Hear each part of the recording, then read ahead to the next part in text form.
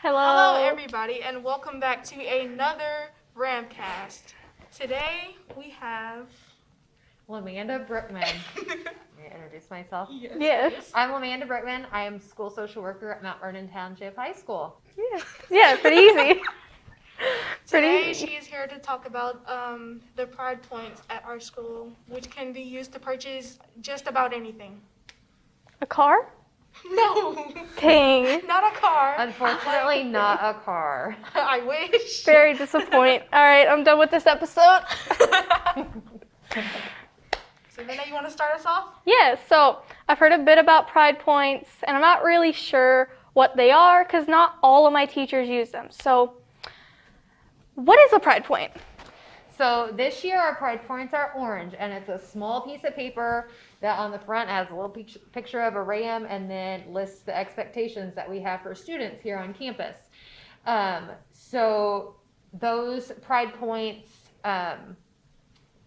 well, I'm sure you're going to ask more questions, but it's basically just a little token that teachers or other staff members can give to students as a way of saying, hey, I see you, you're doing something that I like.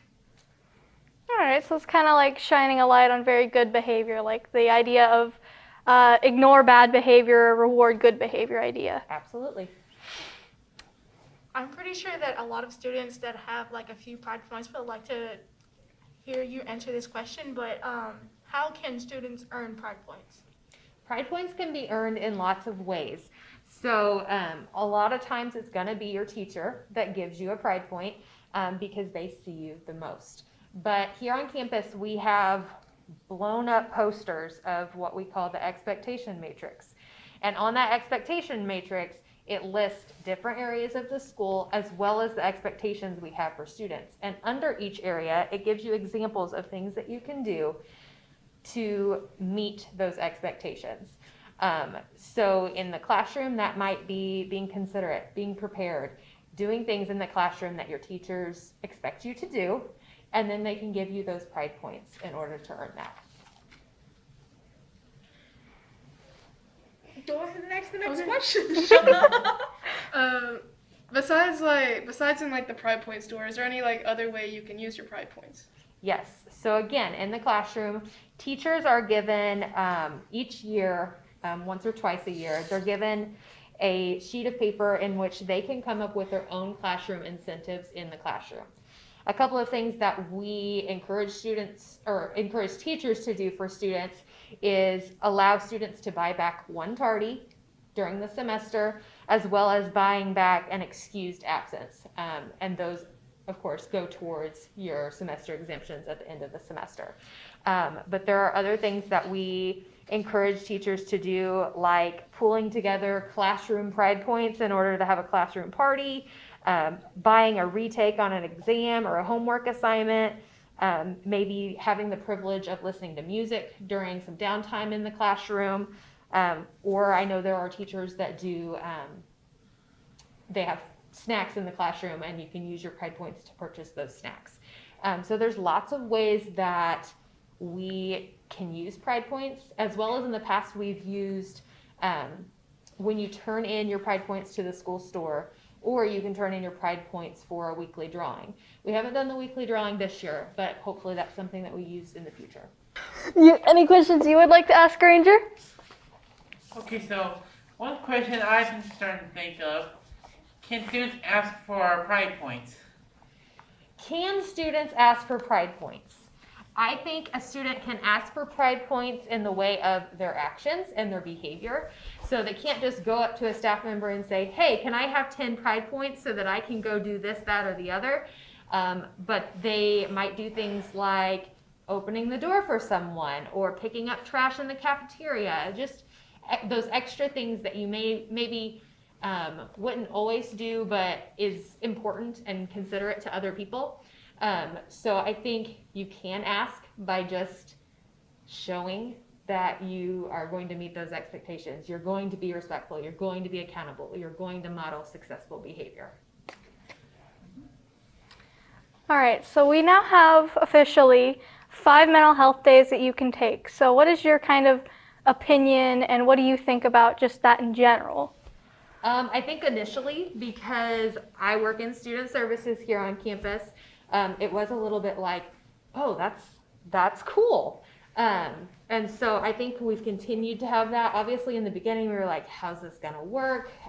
What's the policy and the procedure going to look like here on campus? But now that we've kind of determined and decided those things, I think it can be a very healthy way for students to take a break when they need it. So I think mental health days are good when used appropriately. How can you take a mental health day? A mental health day is essentially just like an excused absence. So just like your parent would call you in for being sick or a doctor's appointment, they can call you in and say, hey, they're taking a mental health day today. Pretty simple. How important do you think they would be in kind of the grand scheme of things? Like, if we were to not be state mandated to have these, do you think it would still be important to still have them? Yeah.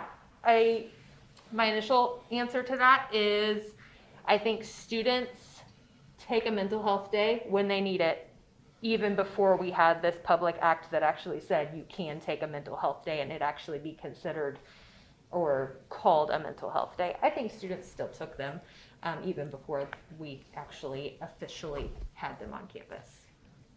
If a student was to take a mental health days for more than 5 days, would they be counted as absent on like their roster? You know, that's a good question. I'm not sure beyond 5 days how, like, if the policy or procedure changes at all. But here on campus, you have 6 excused absences for each semester. Throughout the school year, you have 5 excused days that can be considered mental health. But those mental health days are included in the 6 days, or the 12 days if you want to look at it that way, because you have 6 and 6 for the full year, so 12 excused days for the year, but those 5 are part of the 12. So I don't know if you called in past your 5 days, so on that 6th day and said it was a mental health day, as long as you still had excused absences, you could probably still use that 6th day, but beyond that, you would have to have a doctor's note for each absence, just like our regular attendance policy. Would other notes, such as like family notes or even like notes from, I don't know how to word this without it being like really harsh or sounding like out of nowhere, but like if a student was like, I was at a funeral and they handed in like an obituary as like a note, because I don't know how else you would do that if you were like out of days and you're just kind of like, because that's what I'm curious about. Like if you miss so many days, but you still have things to like go to like that you don't really get a note for, how would that work? I think every situation is unique and it has to be looked at individually.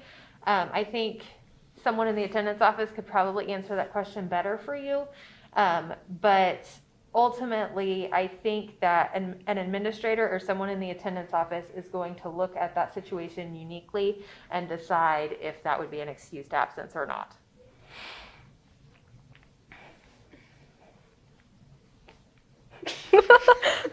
Well, it got real quiet. So, as a social worker, if you had an ultimate power, what would you change about our school? About our school?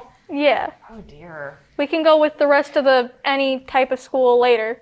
We can go with the entire school board later if we want. Ultimate power. I think I would make every student super motivated.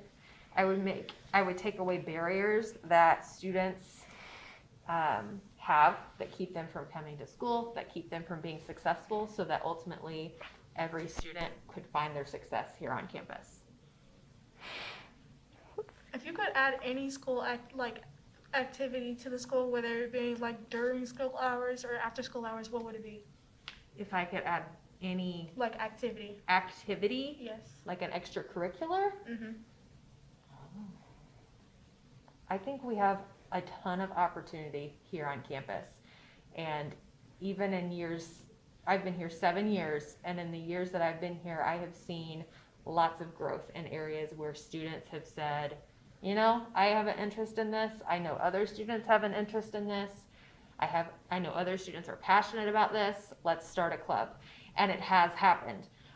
So I think anything is possible, especially here at Mount Vernon. But I can't think of any specific one that I would feel like, oh, I want to start that, or I want to encourage that to happen here at Mount Vernon. What's the hardest thing that you think you do as a social worker? I think just on a daily basis, dealing with the amount of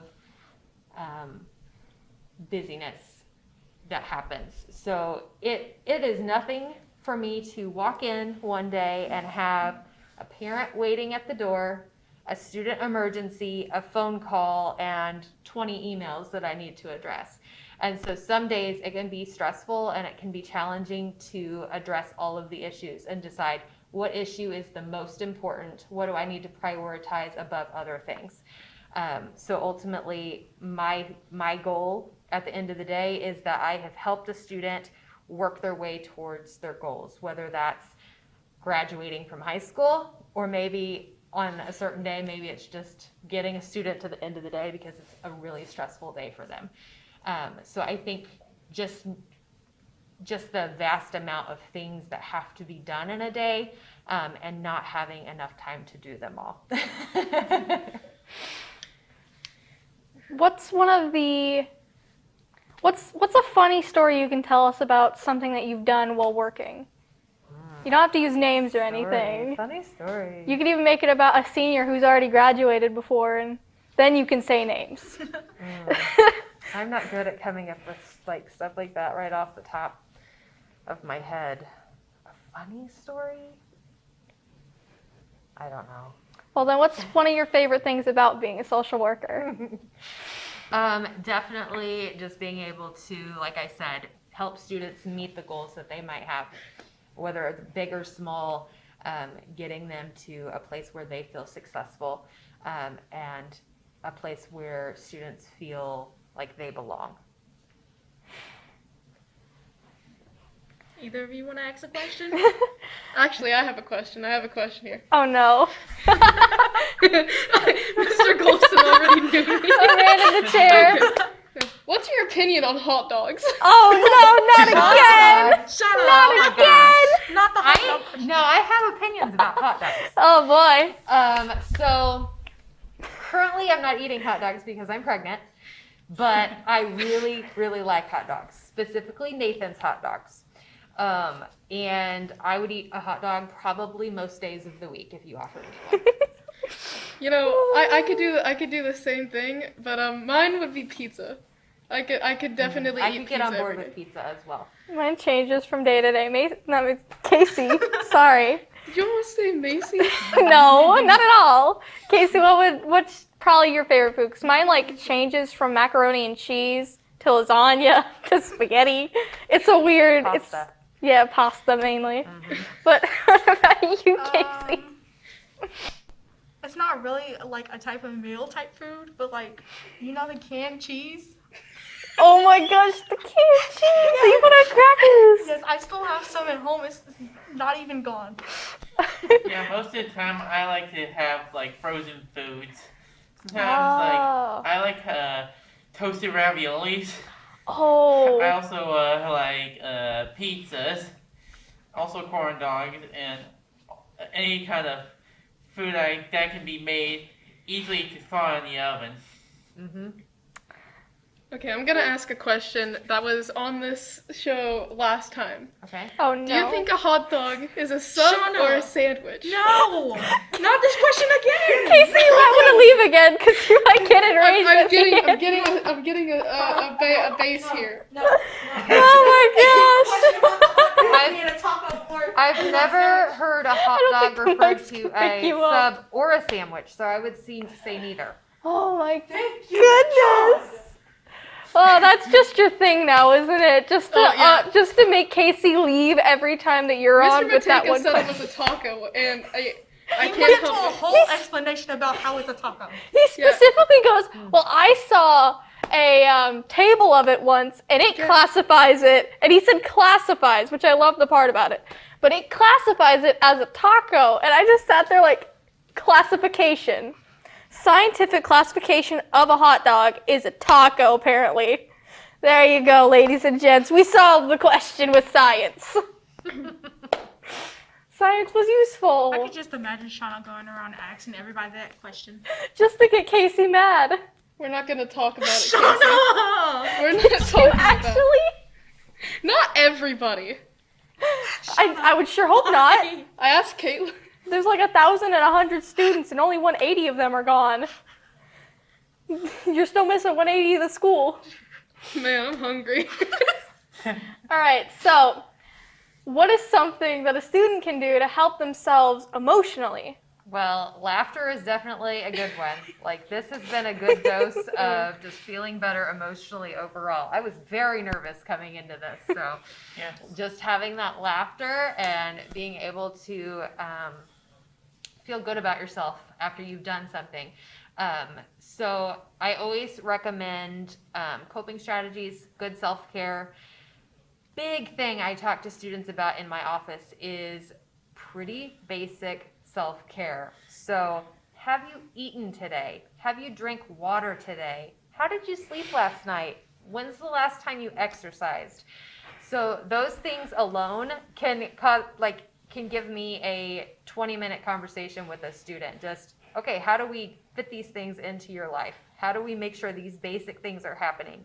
As well as doing things that just make you laugh, make you happy, help you reduce stress whenever you're having a hard time, whether that's talking to a friend or a family member, or maybe it's doing an activity or a hobby that you really enjoy.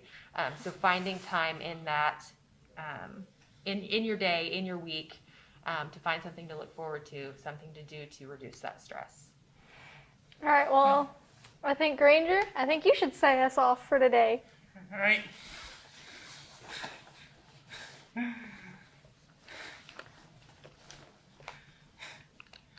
Well, Are you You good? got this, Granger. well, You good, buddy? You got it. I just figured you should, say us since it's your first time being a host. oh, guess that's about it. That's And all, thank folks. you so much for coming on. It was a pleasure. You're welcome, and thank you for inviting me. Yeah, and as Granger said, that's it. That's it.